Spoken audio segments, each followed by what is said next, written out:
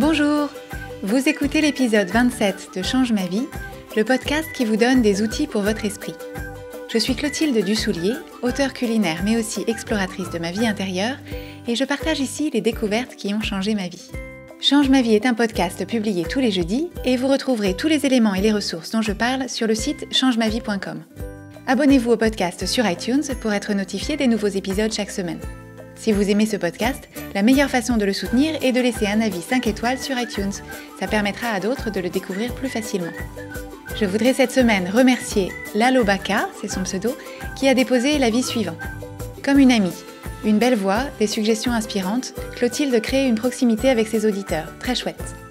C'est à mon tour de vous remercier, Laloba, d'avoir pris le temps de partager ce commentaire. Si vous aussi ce podcast vous est utile, n'hésitez pas à écrire une ligne ou deux sur iTunes pour le dire. C'est peut-être votre avis à vous que je lirai lors d'un prochain épisode.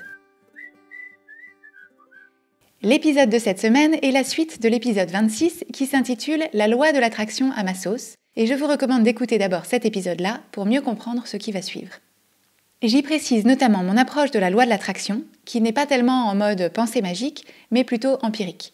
J'ai vu dans ma vie que les principes de la loi de l'attraction s'appliquent de façon, à mon sens, indubitable, sans qu'il n'y ait rien de surnaturel, et ça m'intéresse de partager avec vous ces enseignements à la lumière de mon expérience et d'observations de bon sens.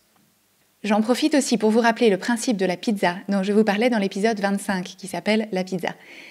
Dans cette loi de l'attraction, comme dans tous les outils que je vous présente sur ce podcast d'ailleurs, c'est à vous de voir ce qui vous parle, ce qui vous aide, ce que vous avez envie d'adopter.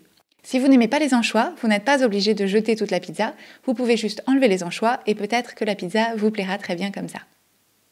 Aujourd'hui, j'aimerais donc qu'on se penche sur le principe qui est au cœur de la loi de l'attraction, qui consiste à dire que nos pensées créent notre réalité. Ce que dit la loi de l'attraction, c'est que dès lors que je pense à quelque chose et que j'investis cette pensée d'une charge émotionnelle, qu'elle soit positive ou négative, j'invite davantage de cette chose dans ma vie, dans mon expérience.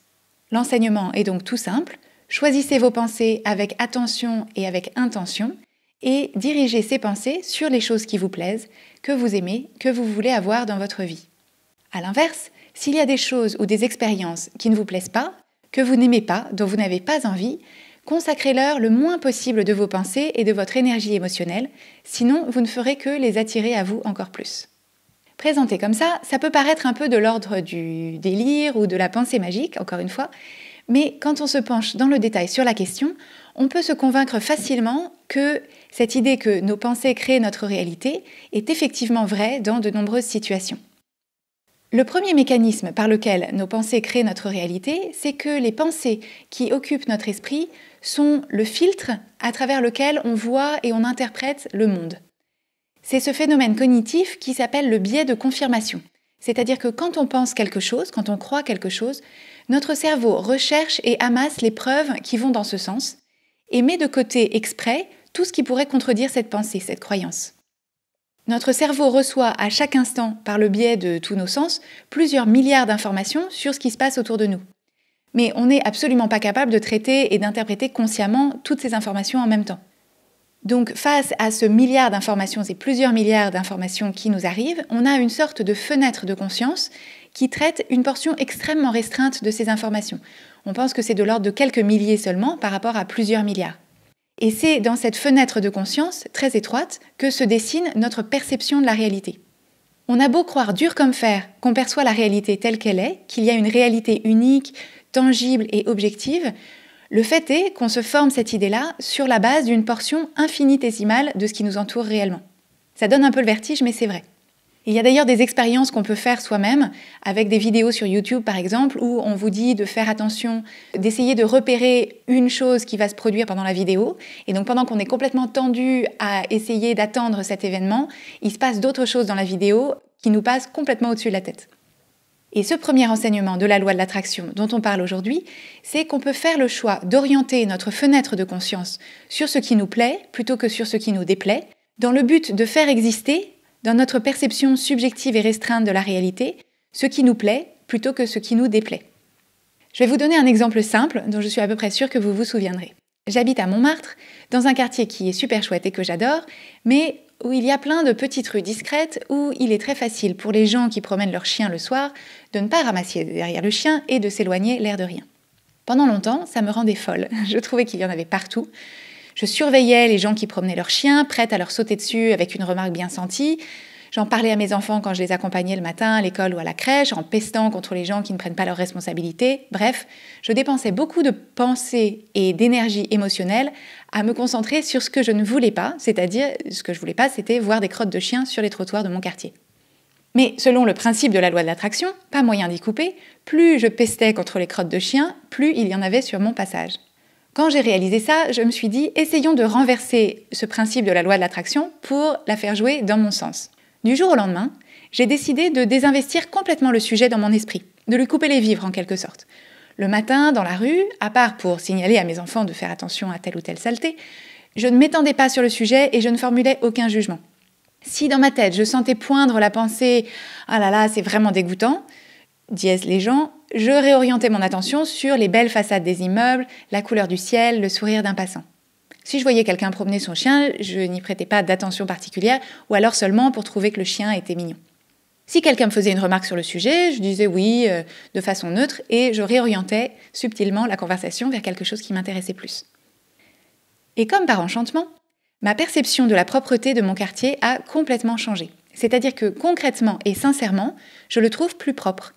En réalité, j'ai pas de raison de penser que le niveau de propreté de mon quartier a changé de façon mesurable, ni le comportement des propriétaires de chiens. Je comprends que c'est simplement parce que je n'y accorde plus de place dans ma tête que j'ai transformé mon expérience subjective. Donc vous voyez à travers ce premier exemple de quelle façon on peut dire qu'effectivement mes pensées ont créé ma réalité, ma perception de la réalité. Et bien sûr, je vous donne cet exemple un peu drôle, mais ce mécanisme s'applique tout autant dans nos relations avec les autres. Si je trouve que mon conjoint ou mon ami a tel ou tel défaut, c'est à ça que je vais prêter attention. C'est là-dessus que ma fenêtre de conscience va se porter. Et donc, mon cerveau va chercher les raisons de me donner raison tout le temps, sans voir toutes les autres caractéristiques neutres ou positives de cette même personne. C'est pareil quand on se focalise sur un collègue qui se racle la gorge à longueur de journée. C'est super énervant, on n'entend que ça nous empêche de nous concentrer. Mais quelqu'un d'autre qui travaillerait dans le même open space pourrait ne même pas avoir remarqué. D'ailleurs, il vaut mieux éviter de lui en parler parce que sinon, il va se mettre à remarquer, ça va le rendre fou lui aussi. Je voudrais évoquer un autre mécanisme qui va dans ce sens en reparlant avec vous du modèle de Brooke. Le modèle de Brooke, je vous l'ai décrit dans les épisodes 4 et 10 de ce podcast. Je vous mettrai les liens dans les notes de cet épisode. Donc ce modèle de Brooke, que je vous recommande vraiment de découvrir et d'étudier, si vous vous souvenez, c'est une sorte de matrice en 5 lignes qui permet de regarder n'importe quelle situation de vie pour mettre à plat le lien de cause à effet entre nos circonstances de vie, ensuite nos pensées, nos émotions, nos actions et ce qu'on obtient en résultat de nos actions. Donc c'est important de l'avoir bien en tête. Je vous recommande encore une fois épisodes 4 et 10, mais je vous rappelle ce modèle et cette articulation. On a en ligne C des circonstances notre situation de vie factuelle. La ligne d'en dessous, qu'on appelle P, c'est la ligne de nos pensées, et c'est ce qu'on se dit sur cette situation factuelle, la phrase qui nous vient dans la tête quand on observe cette situation. La ligne E de notre émotion, c'est comment on se sent quand on a cette pensée qui nous tourne dans la tête. La ligne A de notre action, c'est la façon dont on agit quand on se sent comme ça, sous le coup de cette émotion. Et la ligne R du résultat, c'est ce qui se manifeste dans notre vie en résultat de notre action.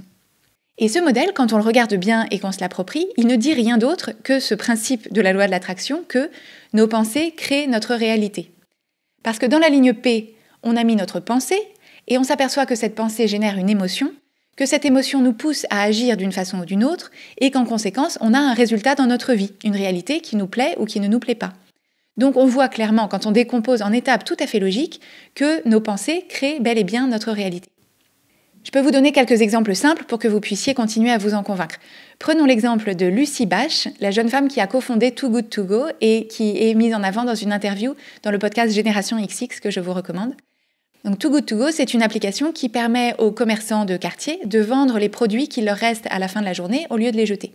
Donc imaginons Lucy Bash, il y a quelques années, qui a cette idée d'application et qui est absolument convaincue que c'est un service vraiment utile, qui va faciliter la vie à des milliers de gens et réduire le gâchis alimentaire et donc sauver la planète. Sur la base de cette belle pensée, les émotions qu'elle emporte partout avec elle, en rendez-vous, en réunion avec ses associés, quand elle travaille toute seule le soir sur son ordinateur, les émotions qui l'animent, c'est la confiance, la détermination et la passion. Mue par ses émotions, elle va travailler de façon productive et inspirée, elle va s'exprimer de façon claire et convaincante, elle ne va pas se décourager. Chaque déception et chaque échec, elle va les interpréter comme des étapes transitoires sur le chemin de sa réussite inévitable. Et le résultat de ces actions, c'est qu'à force d'essayer des choses, d'affiner sa stratégie, de rencontrer des gens, de discuter, elle va réussir à mettre en place son service, son application, et effectivement faciliter la vie à des milliers de gens et améliorer l'état de la planète. Et donc on voit que oui, c'est sa pensée qui a créé sa réalité par le biais de ses émotions et ensuite de ses actions. Exemple inverse, imaginez que j'ai dans l'idée, pour une raison ou pour une autre, que je n'ai aucune coordination. Si je prends un cours de danse et que ma pensée c'est « je n'ai aucune coordination », je vais me sentir anxieuse à l'idée d'apprendre la chorégraphie, je vais avoir peur d'y arriver moins bien que les autres. Mon action sur la base de ces émotions, ça va être de beaucoup observer les autres élèves et de comparer sans arrêt leur aisance et leur niveau par rapport au mien. Le résultat, c'est que comme je suis distraite et que je ne me concentre pas sur la prof qui montre les mouvements, de fait, j'ai beaucoup de mal à apprendre la chorégraphie. Et donc, plus je pense que je n'ai aucune coordination, moins je me laisse l'opportunité de développer ma coordination. Ma pensée, que je n'ai aucune coordination, a créé ma réalité, que je n'ai toujours pas une très bonne coordination. C'est le principe de la prophétie qui s'autoréalise. Autre mécanisme, imaginons que vous avez eu une altercation avec quelqu'un, peut-être quelqu'un qui vous a bousculé dans le métro ou un automobiliste qui vous a crié une insulte à un feu rouge, ça arrive. Dans l'esprit de la loi de l'attraction, suite à un incident comme celui-là, vous avez le choix de créer votre réalité pour la suite de la journée. La première voie, et celle qu'on a tous tendance à emprunter par défaut si on n'y fait pas attention, c'est de repasser en boucle ce qui s'est passé, en ressassant la scène, en se demandant ce qu'on aurait dû répondre, en racontant l'histoire à tous ses collègues, etc. Si c'est ça que vous choisissez, il va se passer deux choses. Du point de vue de votre paysage intérieur, vous allez effectivement continuer à entretenir un climat de conflit ou d'agression parce que concrètement, c'est cet incident, cette altercation qui va occuper votre esprit une bonne partie de la journée. Donc vous allez la revivre pendant toute la journée. Et donc même si dans l'instant présent, l'incident est terminé, il est derrière vous, vous allez continuer à entretenir les braises. Mais en plus, en restant dans cet état d'esprit d'hostilité ou de vulnérabilité, vous allez rester sur le qui-vive, en mode « faut pas me chercher aujourd'hui ».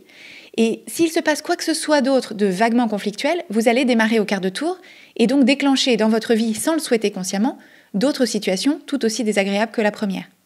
L'enseignement de la loi de l'attraction qu'on peut appliquer assez facilement dans une situation comme celle-là, c'est qu'il n'y a pas de bénéfice à penser aux choses qui nous déplaisent et qu'on ne veut pas continuer à inviter dans notre expérience. Dans la situation que je viens de décrire, si on garde en tête ce principe simple de la loi de l'attraction, personnellement, ça m'aide à me dire « l'incident de ce matin, ce n'est pas une expérience que je veux inviter à nouveau dans ma vie, stop, c'est bon pour aujourd'hui. Et donc je vais choisir à partir de cet instant de peupler mes pensées avec seulement des choses qui me plaisent. » Et par exemple, si ça s'est passé dans le métro, je vais sortir le livre que j'ai apporté à lire et me plonger dedans. Si je suis dans ma voiture, je vais mettre une musique que j'aime et en arrivant au bureau, je vais plutôt discuter avec mes collègues de la super recette que j'ai faite hier soir, etc., etc. Je précise que dans la loi de l'attraction, on accorde beaucoup d'importance aux émotions qu'on utilise en quelque sorte comme une boussole. Et donc si, suite à un incident comme celui-là, le soir, vous avez envie de raconter ce qui s'est passé à un ami ou à votre conjoint, la loi de l'attraction dit « si ça vous fait du bien », si vous vous sentez du coup écouté et soutenu et que ça vous aide à tourner la page et à passer une bonne soirée ensuite, allez-y. Par contre, si c'est l'occasion de vous sentir agressé à nouveau et de vous lamenter avec votre mari ou votre ami sur l'incivilité des gens et vraiment il n'y a plus de respect et qu'est-ce que c'est cette époque à laquelle on vit, la loi de l'attraction vous le déconseille. Donc c'est à vous de voir. Et l'intérêt d'intégrer ces réflexions sous la bannière de la loi de l'attraction, c'est que c'est une sorte de parabole simple qui permet de garder en tête à tout moment dans quel sens on a intérêt à diriger nos pensées sans avoir à chaque fois à réfléchir dans le détail aux mécanismes qui sont en jeu et que je viens de vous décrire. Pour moi, il est très simple au quotidien de me mettre dans l'état d'esprit que je souhaite peupler mes pensées avec les choses qui me plaisent, qui me font me sentir bien, pour inviter ces choses dans mon expérience de vie. Et quand mon esprit se tourne vers des choses que je ne veux pas, qui me contrarient, qui me déplaisent, avoir en tête ce principe de la loi de l'attraction, c'est un raccourci facile et convaincant pour me dire « je choisis de ne pas accorder de temps, de pensée ni d'énergie émotionnelle à ces choses-là parce que je ne ferai que les inviter encore plus dans mon expérience ». Comme exercice d'application cette semaine, je vous invite dans un premier temps à réfléchir à ce mécanisme dont on a parlé aujourd'hui, cette idée que nos pensées créent notre réalité, et à voir si ça résonne en vous. Est-ce que ça vous paraît limpide et évident ou est-ce que ça reste quelque chose dont vous avez du mal à vous convaincre ? Quand j'en parle autour de moi, il y a des gens qui me disent « mais évidemment que c'est comme ça que ça marche, sous quel caillou vivais-tu jusqu'à présent ?» Et d'autres qui disent je suis pas sûre de bien voir le lien ou j'avais jamais vu les choses de cette façon. Et une fois qu'ils y réfléchissent, soit ils se disent mais incroyable, ça va changer ma vie, ou alors ça leur parle pas et ils avancent sur leur chemin en faisant sans la loi de l'attraction. Encore une fois, c'est cette histoire de pizza dont je parlais dans l'épisode 25 et en début d'épisode, c'est à chacun de voir si ça lui parle, si ça l'aide, si c'est utile pour lui. En tout cas, je vous propose de réfléchir aux exemples qu'on a évoqués ensemble aujourd'hui et de vous demander dans votre vie de tous les jours si vous voyez cette articulation à l'œuvre. Si c'est le cas, voyez si vous avez envie de passer comme moi un accord avec vous-même pour, au quotidien, vous efforcer de penser le moins possible aux choses qui vous déplaisent et diriger vos pensées en priorité vers les choses qui vous plaisent. Vous remarquerez en passant que c'est exactement ce qu'on se proposait de faire dans l'épisode 22 sur la gratitude. En s'arrêtant quelques instants par jour pour penser aux belles choses de notre vie, on a vu ensemble combien on invite ces belles choses à ramener toutes leurs copines, toutes plus belles et chaque jour plus nombreuses. Vous retrouverez les notes de cet épisode sur changemavie.com où je vous ai mis notamment quelques références de livres que je vous recommande si vous voulez aller tout de suite plus loin dans votre exploration de la loi de l'attraction. Sur changemavie.com, vous pourrez aussi vous inscrire à la newsletter pour recevoir 3 exercices simples pour mieux explorer votre esprit. Abonnez-vous au podcast Change ma vie sur iTunes, laissez-y votre avis si vous le voulez bien et suivez son actualité sur Instagram sous l'identifiant Oui Change ma vie en un seul mot et sur sa page Facebook. Et n'hésitez pas à partager ce podcast avec vos amis si vous pensez qu'ils pourraient en bénéficier. En discutant de ces sujets-là à plusieurs, on avance toujours plus vite et plus loin. Merci et à jeudi prochain.